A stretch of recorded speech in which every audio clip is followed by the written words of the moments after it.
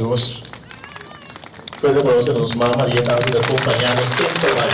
O seu condição, o seu companheiro, o seu membro que presente nos vida.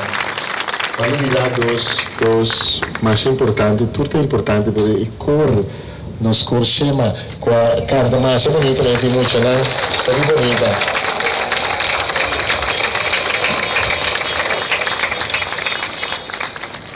Las tapitas aqui também, por favor. Então, me tenho corda também para nós romanos que está de prisão. Não tem, por não também contribuir. E carroche não que você mira aqui de ofrenda, para não atrair o nome de Cristo, Rei do Universo.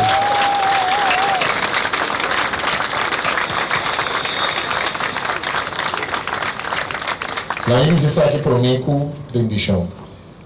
Aqui você aqui tem desse aqui, nós estamos acabando, nós estamos terminando. Depois de bendição, depois nos cantica, em que pedimos um favor mais grande. Se você não sabe quem tem que dizer, que é daqueles.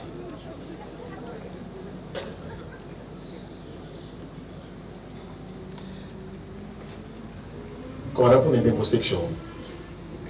Não vai pôr dentro da sua secção. Não vou dentro da sua secção. Que é dentro da secção. Põe tu lá dentro outro dentro da secção, clap lá dentro da secção.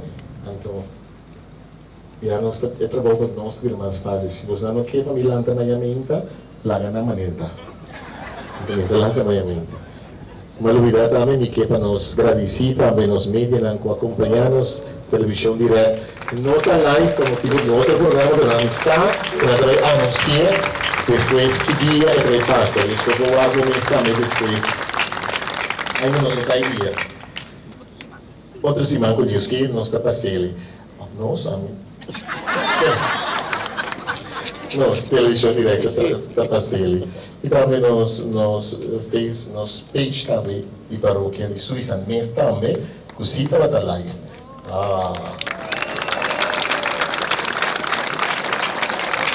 Então, sim, aqui invitamos a turma a que nos lanta para e lá nos dá nos cabeça para receber a bendição de nosso bispo.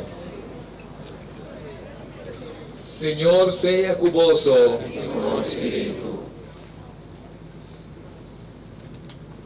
Dios Todopoderoso, guarda vosso de turmalo e drama su bendición riba vosso. Amén. Dejase vosso corazón atento na su palabra y caminda de su precepto. Amén.